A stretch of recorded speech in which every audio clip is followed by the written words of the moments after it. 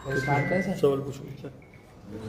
हाँ सर, खारा स्रोत शराब ठेके में जो बात उठ रही है वन विभाग की जमीन को लेकर, उस पर आप क्या कार्रवाई करने जा रहे हैं? हमने ऑलरेडी एक कमेटी गठित कर चुके हैं एसडीओ की अध्यक्षता में। हमारे आरओ शिवपुरी और 2 आरओ ट्रेनीज जो आए हैं उनके 4 लोग का कमेटी गठित कर चुके हैं और उनका रिपोर्ट भी आया है कि वहाँ पे मुनारे ना होने के कारण वो क्लैरिटी नहीं मिल पा रही है। तो इसके संबंध में हमने ऑलरेडी रेवेन्यू डिपार्टमेंट और नगर पालिका को लिख चुके हैं कि एक संयुक्त निरीक्षण किया जाएगा ताकि किसका बाउंड्री कहाँ पे आता है तो इसमें क्लैरिटी आ जाएगा।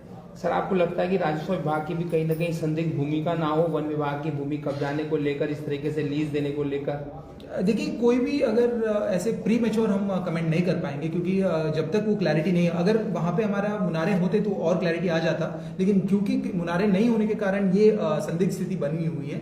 लेकिन इसको जब हम जॉइंट सर्वे करके वो पहले से ले आएंगे तब वो क्लैरिटी और आ जाएगा। जो जैसे ही क्लैरिटी आ जाएगा इसमें मैं कमेंट करता हूँ। किन दस्तावेजों के आधार पर वो क्लैरिटी आएगी? क्योंकि कागज, कौन से कागज बोलेंगे कि ये क्लियर है, ये चीज आपकी है या ये चीज राजस्व की? देखिए, एक ही चीज बोलती है, वो है मैप। तो मैप के आधार पे ही हम बोल पाएंगे। तो मैप को जब हमको मौके पे मुनारे नहीं मिलते तो पीछे का जो एक मुनारे होते हैं जो उसको कनेक्ट करते हुए लाएंगे तब उसमें क्लैरिटी आ जाएगी। आप में से कोई सवाल पूछना? सर, वो जो भूमि है चाहे जंगलात की हो चाहे फिर राजस्व विभाग की हो, सबसे बड़ा सवाल ये उठता है कि जब तक भूमि चिन्हित नहीं कि एग्जैक्टली कहाँ पर इस ठेके खुलना है, कौन सी भूमि दी गई है, तो इसका मतलब कहीं भी खोल दो, कागज में कुछ और वैसे कुछ और। देखिए, इसमें हम कमेंट नहीं कर पाएंगे क्योंकि ये ना वन विभाग से दिया गया था परमिशन, ना या ये जगह चिन्हित किया गया था, ना हमसे पूछा गया था।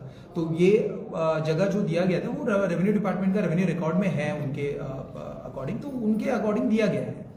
सर, अभी धरना स्थल से जितने लोग आपके पास पहुंचे हैं तो और क्या क्या उनकी मांगे हैं जो आपको उन्होंने अभी लिखित में कुछ मांगे बताई है, वो क्या है? ये हमें अभी बताया गया कि 3-4 चीज़ें हैं जो और भी यहाँ पे बाउंड्री के लेके और भी कंप्लेंट्स हैं, तो उसको भी संज्ञान में लिया गया है, उसके ऊपर भी कार्रवाई किया जाएगा। सर, आपका एक कहना है कि मुनारे नहीं मिल रहे हैं, तो इस पे सबसे बड़ा प्रश्न ये खड़ा हो जाता है, मुनारे अगर नहीं मिल रहे तो आपके रिकॉर्ड में कोई तो ऐसा नक्शा होगा जिसपे पुराने उस पे दिख रहा होगा कि मुनारे कहाँ से? मुनारे एग्जैक्ट एक लोकेशन पे शायद नहीं होगा, लेकिन वो अलग लोकेशन जो हमारा रिजर्व फॉरेस्ट का बाउंड्री होता है तो अलग मुनारे से हम कनेक्ट बिल्कुल कर सकते हैं और जीपीएस का इस्तेमाल भी करके इसमें क्लैरिटी आ जाएगी। सर, सैटेलाइट मैप से भी तो आप शायद उन चीजों को क्लैरिफाई कर सकते हैं। जी, सैटेलाइट मैप्स का क्या होता है कि वो बहुत बड़े स्केल में होता है, तो वो क्लैरिटी एग्जैक्ट वो 100 बीघा या 100 गज की जमीन पे कभी कभी नहीं आ पाती है, कभी कभी आ जाती है। वो डिपेंड करता है कहाँ पे है, कैसे नेचुरल बाउंड्री है, वहाँ पे रिवर बह रही है, कैसा है। तो वो जैसे ही हमको ये सारे ही चीज लेके हम सर्वे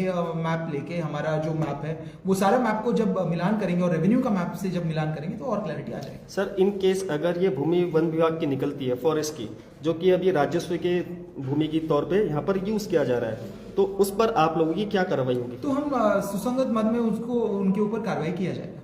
क्या इस पे कोई प्रशासनिक अधिकारी के ऊपर भी कार्रवाई होगा या सिर्फ शराब के ठेके के ऊपर कार्रवाई होगी? पहले इसका क्लैरिटी ले आते हैं क्योंकि कोई कुछ चीज क्लैरिटी होने से पहले बताने में वो गलती हो जाती है, क्योंकि अगर कोई गलती नहीं है उनके ऊपर अभी बता दूंगा तो गलत हो जाती है। तो जैसे ही वो क्लैरिटी आएगा उसके ऊपर उसके बाद किया जाएगा। कोई